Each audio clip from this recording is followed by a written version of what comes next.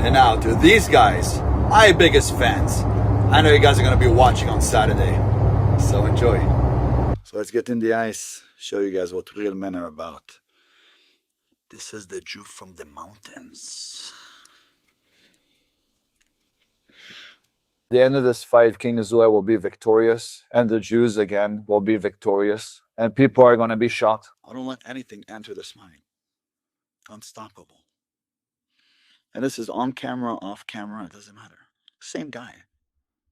Sometimes funnier, sometimes not as funny, but same fucking guy. That guy. I remember this guy. You're fighting him in 5 days. Yeah. Yes, I am. How are you training? I'm fighting him. He's fighting me. This guy is fucking cheap. So what I need to train for, my friend? I got myself nice big bottle of arak, King's Fury, and ready to kick his ass. My mind is like impenetrable, impregnable, unstoppable, untouchable. No matter what you do, nothing penetrates it. Well guys, it looks like that we are already back again with what has to be at this point the modern day Steven Seagal, and the man who is absolutely determined to get his name into the Guinness Book of World Records for being the biggest fucking cornball to ever step foot on the earth and to ever upload any videos on the internet in general. So you already know that I am talking about the one and only Bend Over Azoulay, and you see we are only about 2 to 3 days away from Bendover's fight, and he just arrived in Miami, where he has been prepping for the press conference that they are scheduled to do together, and for the face-off. And fuck me, we haven't even made it to the press conference yet, and the shit has already become so ridiculous and so goofy that I can't even believe it. Because not only has Bendover been posting like crazy, but Duel Arena has also posted a documentary about it, and has been spamming clips of him left and right. So we're just gonna jump straight on into this shit, and we're gonna start off with where all of the postings started to begin with, where Bendover decided he was gonna do a little Q&A, and basically just started answering a couple of different questions that were probably written by his own team about his little upcoming fight. Nervous? Nah, not nervous at all. Finally, I get to take care of a man and do it legally. What I am is excited. So you know, in life we have a plan, and sometimes that plan changes. As a fighter, you have to recognize when there's an opening and just go in. You know, you can have a plan. Think about the fact that he's gonna get dropped with a hook. Could be a left hook, could be a right hook, could be a kick to the head. But at the same time, you gotta find the opening. If the opening gives me to a liver shot, then a liver shot it is. And then a kick to the face. And then it's a knockout. So we'll see. I'll go off of his pace. He'll hit, I'll hit him twice. He'll hit me twice, I'll hit him 5 times. Until he drops. But one thing I can guarantee you, we will be victorious. Fam, I thank you all for the love and support. I'm getting a lot of messages like this, and I wish I could just message each and every one of you guys personally. But it's been hectic. My DMs are crazy. My life is crazy at the moment, and we're on a mission. But I thank you for the support, I thank you for the love, and be sure I'm doing this for you. I'm doing this also so you guys could see that anything could be done at any age, any given time. You just have to believe that you're a winner. Because at the end of the day, it's all about your willpower. It's not just because of who I am and how I grew up. It's mostly because of my mentality and my true belief in God. So as you can see, Bendover here was clearly just feeling himself and is feeling on top of the world, where he's talking about how he's doing this to show you that anything can be done at any age, which doesn't even make any sense considering that Gypsy is older than him. So if anything, Gypsy should be mentioning the age thing. But the part that just has me absolutely mind-fucked is the fact that this guy is wearing a tactical vest and has the audacity to talk about how he's not nervous and he's not afraid of anything when he is literally wearing armor as he's going to this event. We are on our Liver King arc right now, where this man is running around Florida wearing a tac vest ready for war. And not only is he wearing this goofy ass shit, but he's got a little knife attached to it and has 2 different magazines in it that are facing the wrong fucking way. They are in upside upside down, facing the wrong direction, and then to make it even goofier, he's got his phone just plugged in directly in the middle. Like, I swear, he has literally become Liver King. Next thing we know, he's gonna be sprinting through the streets of Miami butt-ass naked, yelling about Joe Rogan, and losing his shit. And of course, showing up looking this damn goofy led to people flaming his dumbass and asking just a whole lot of different questions. So Dual Arena had him do a little short explaining the reason why he was dressed like an off-brand wannabe soldier. Well, some people said that they're coming to kill me. So I brought my whole team, and the vest is to protect me. We got the vest, we have weapons, we're ready for real war. A real king doesn't back out. Doesn't matter what he has to do. When I say to people, you don't understand what I put on the line, I put my life on the line.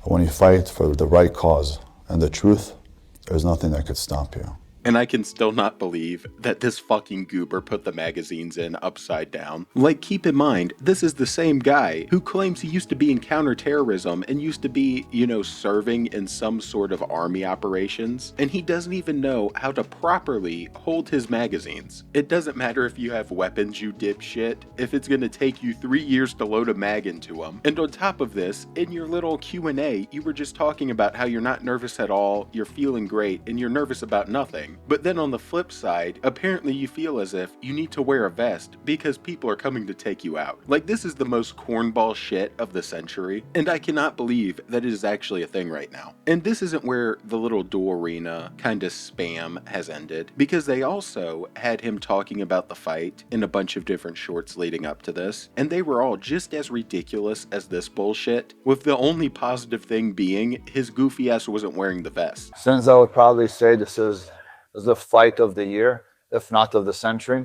This is something that is very normal to me. Fighting is normal, being at war is very normal. The anticipation, waiting a month and a half to hurt somebody, that's something new to me. Usually I don't wait. I don't feel anything. I just can't wait to get in there and take care of the job. There's a little mission here. The mission has nothing to do with me or the opponent. Just the job has to get done, and that's all it is. That's going to get done on Saturday. At the end of this fight, King Azoulay will be victorious, and the Jews, again, will be victorious. And people are going to be shocked. People are going to say, it must have been a lucky shot. People are going to say, no way. They must have done something. Paid off Gypsy. No, he's going to be laid out. He's going to be on the floor. At the least, he's leaving in a stretcher. At the worst, he's leaving in a coffin. It's not a joke to me. This is the time to end this. He will no longer speak the way that he speaks.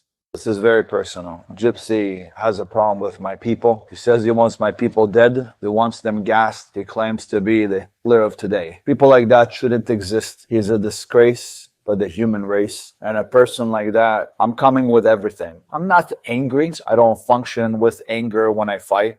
Very calm. It's amazing that I can hurt somebody and get paid for it, also get a promotion and not go to jail while cops have my back, standing on the sideline and allowing me to do that. That's something new to me. And as you can clearly tell, this man's ego has just hit new highs. He has gotten the ego boost of the century by showing up wearing his dumbass little vest, which I'm surprised he even put the vest on the right way. It's shocking that he made it that far. But after showing up looking like a goober with it, he then is trying to talk about how he's used to real war and he's not used to having to wait, and he can't believe that he's getting paid and being promoted to take somebody's life in the ring. And I already believed that all of his war and fight stories were bullshit. But after seeing him show up how he did, and seeing him try to talk all of this big game, it has never been more clear how full of shit this guy actually is with every aspect of his life. The only way that this can get any more ridiculous is if Master Shifu from the Chinese restaurant is the coach in his corner and is cheering him on as he proceeds to fight. And amazingly, this is still nowhere near where all of the bullshit and goofiness has ended, because Dual Arena also decided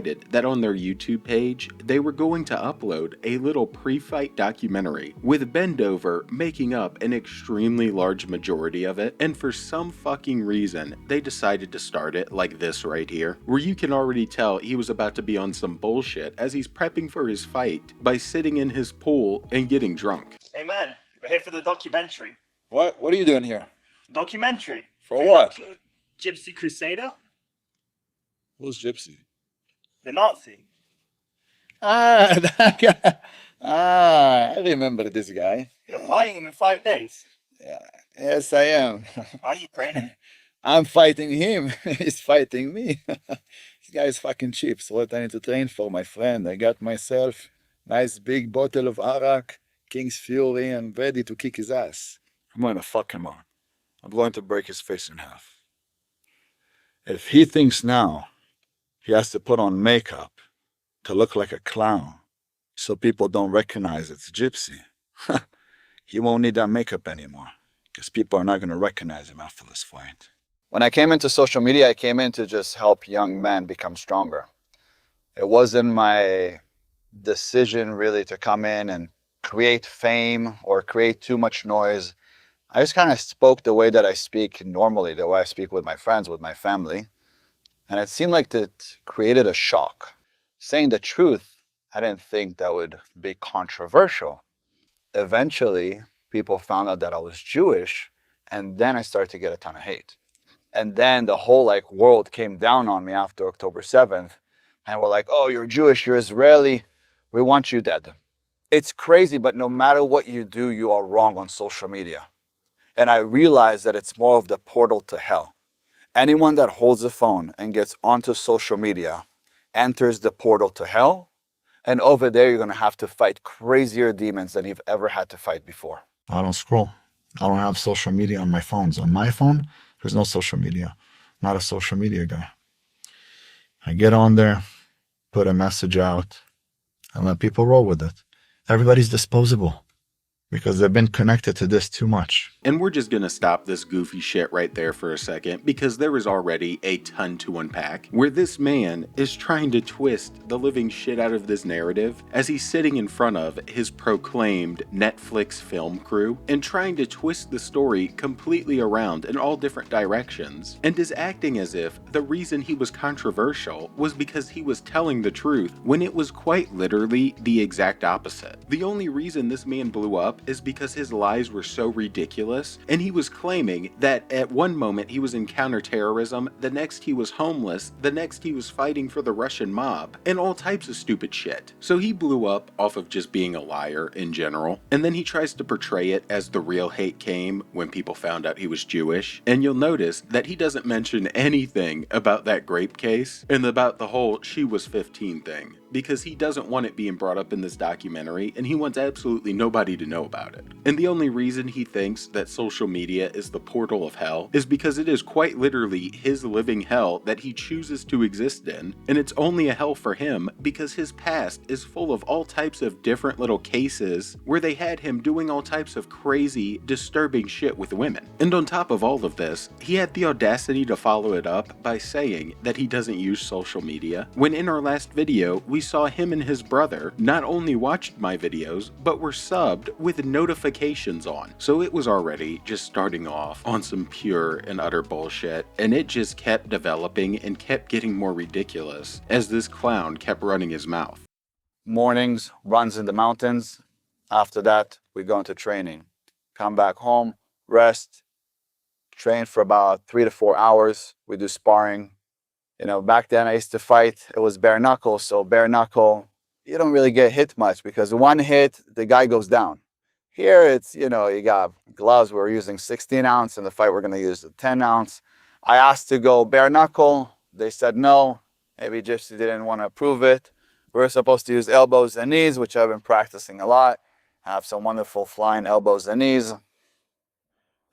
Maybe he heard that was going to hurt him. He asked not to go with the elbows and the knees, so now they removed that from the fight. Last session of the day is usually boxing. So my hands are going to be moving more like a boxer. I train with pro boxers. I train with pro Muay Thai fighters before that. And in the mornings, I train alone just to have my peace. I feel unstoppable. And yeah, he felt real unstoppable when he had his little vest on and was pretending to play soldier. And during this documentary, that's kind of his whole little narrative that he's trying to push, is that he's built different, he's unstoppable, and he's just this machine who's training with all of these different pro fighters, where the only person we saw him training with was a retired MMA fighter who hasn't fought for 10 years, who came in the ring and embarrassed him. So it's just more fuck shit, and it continues to get worse because they have him hop in the ice bath where he sits sits there listening to Dragon Ball Z and then get a huge confidence boost from it, hopped up out the tub and started talking even more mad shit. Now, most people, they have a chiller. Oh, they like cold water. Just a little bit of cold water. No. Take a look. Can you see this? You see the temperature? -5 degrees. This will give you hypothermia if you're not trained for this. You might just have to amputate your legs sitting in here for 2 to 3 minutes if you're not trained for this. Me?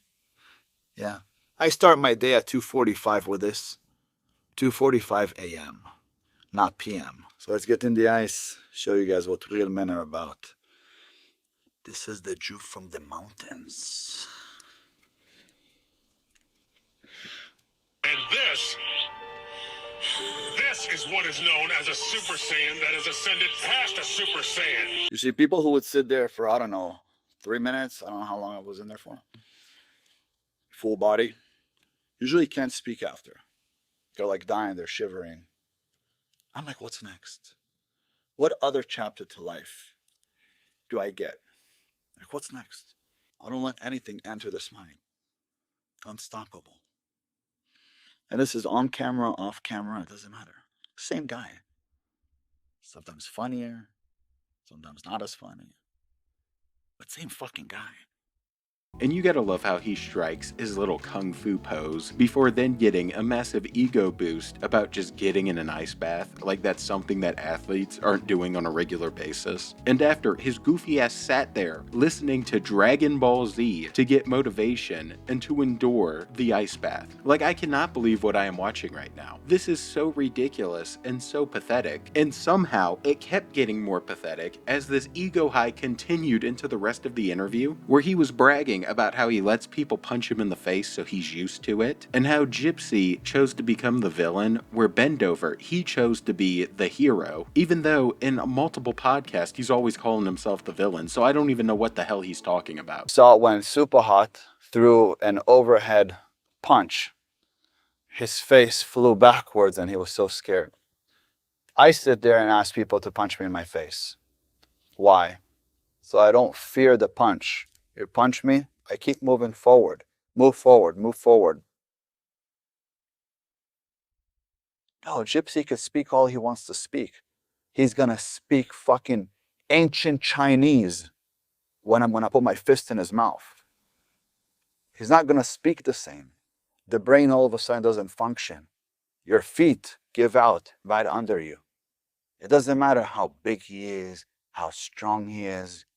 When you get punched in the mouth, all of a sudden, you start seeing stars. He goes, "Hail Hitler." I'll put him in hell with Hitler. But I know one thing, he's weak. He's very weak. And I'll tell you why he's weak. Because I went through some worse shit than he did. But he chose to be the villain, while I chose to be the hero. The weak ones will go to the evil. The strong ones will thrive and end up victorious. I think my mind is my most powerful asset. My mind is like impenetrable, impregnable, unstoppable, untouchable. No matter what you do, nothing penetrates it. It's on August 29th. Okay. I'm fighting for all Jews and for all blacks. Come on, man. This man, he is literally the most racist man on the planet. All of his games only work for fools. A man that is accomplished with himself and knows his real purpose in life doesn't get fooled by any of the things that he says. And yeah, that's just where we're gonna end this shit, and that's kind of where his interview and his documentary pretty much end, where he's apparently fighting for all of the Jews and black people, and he's really doing anything and everything to try to get some people on his side and to support him, even though it's not working whatsoever, and he's just looking like more of an idiot as he walks around acting like the Liver King. But with that said, that's enough of this clown for one day, so if you enjoyed, please drop the sub and a like, and join the Saints Mafia, where we are flaming all of these little cow dipshits. And I'm out. Watching Bendover Azoulay look like a fool, and peace. Honestly, I feel amazing. I never felt better. 110%. I thought I was going to come in maybe, 80%. I hear a lot of fighters talking about coming in 60%, 70. I feel 110%.